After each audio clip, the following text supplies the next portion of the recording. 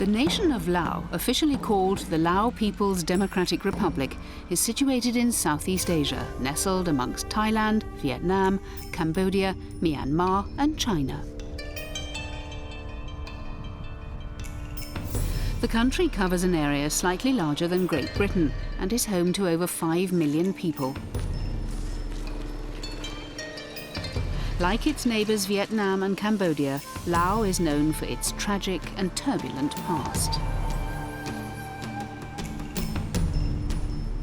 From 1964 to 1973, to prevent communist pro-Vietnamese forces from gaining control of the country, the United States dropped over 2 million tons of bombs on Laos. It remains the most heavily bombed country per head of population in the history of warfare.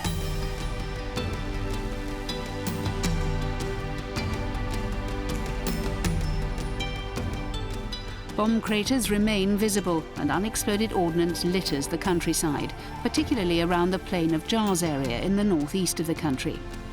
It's believed that over 350,000 Laotians were killed in the American raids. The war in Laos has left a legacy of poverty and underdevelopment. Unsurprisingly, sporting pursuits are not high on the list of priorities here. However, that's not to say that this impoverished land is a sporting black hole, as we found out on our visit to the country back in March 2008.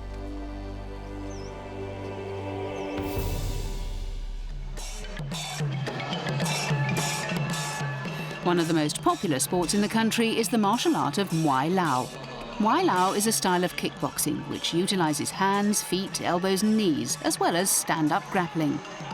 This sport is practiced throughout Southeast Asia and is known by a variety of names depending on which country you're in. For example, in Thailand it's called Muay Thai, whilst in Cambodia it's referred to as Pradal Sere.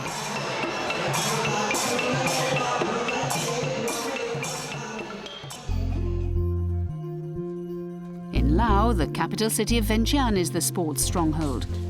Back in 2008, there were 3 Muay Lao clubs here, with the most well-known and respected being the Lat Semi Club.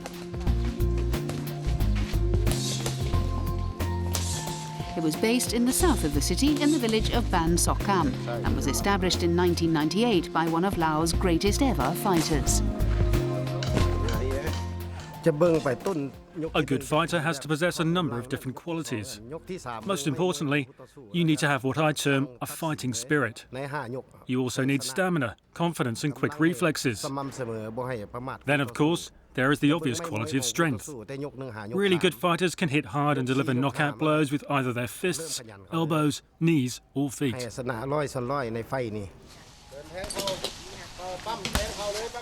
Pomar Sundala had trained many national champions who had gone on to compete for Laos in international competitions.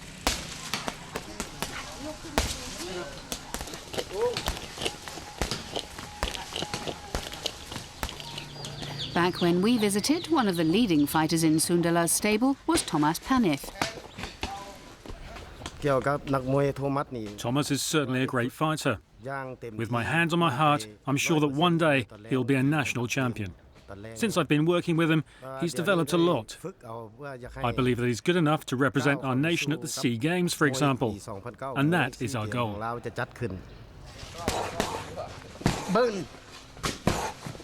Thomas hailed from Champasak in the south of Laos. He made the move to Vientiane in order to train with renowned coach Sundala.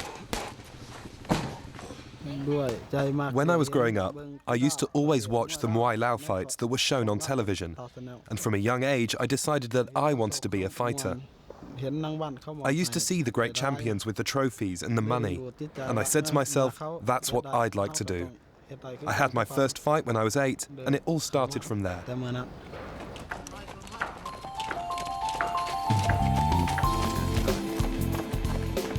In Laos, there remain only a handful of professional kickboxers compared to around 60,000 in Thailand. Nobody at the Lat Semi Club was a professional. Pomar was a builder by trade and Thomas a student. The 2-hour training sessions took place before and after the working day. There's little money invested in this sport by the Lao authorities and there are hardly any sponsors. The Lat Semi Club was funded solely by Pomar and his friends. young fighters like Thomas were provided with accommodation and food by their coach.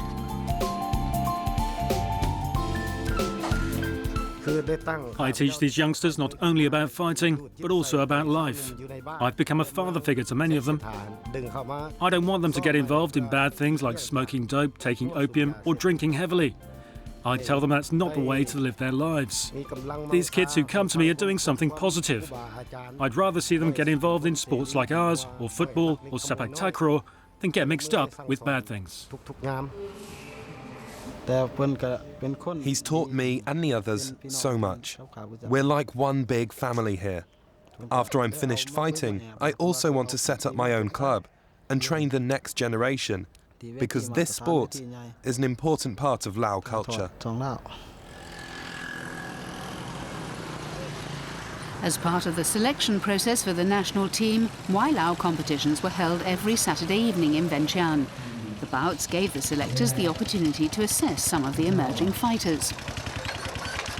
On the day that Transworld Sport was in town, Thomas was headlining the bill at the Sok Sai Ring in downtown Vientiane.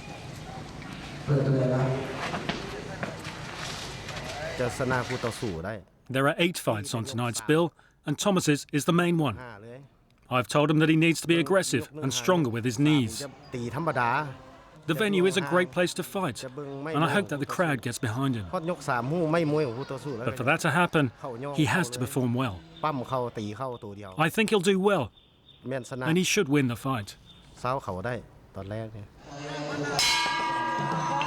Around 250 people turned up for the evening's entertainment, and the fights were broadcast live on national television.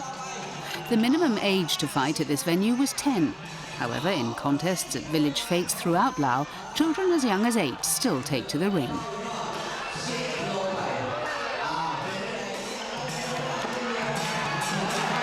In Muay Lao, the bouts are scheduled for 5 rounds, with each round lasting 3 minutes.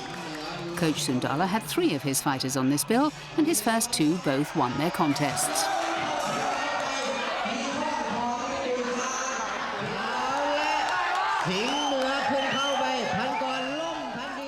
Thomas's chances of making it 3 out of 3 were dealt a blow when, shortly before his fight, he was informed that his original opponent had to pull out. A replacement was drafted in, but there was a slight problem. His new challenger was not in Thomas's 54-kilogram weight division. Instead, he was a 60-kilo fighter. To his credit, Thomas agreed to the matchup, believing that it would provide the stern test that he was looking for. Sakao Saw Singh was not only heavier and older, but was also an established member of the Lao national team. Thomas gamely took the fight to him, and the gruelling encounter in the hot and humid venue went the distance.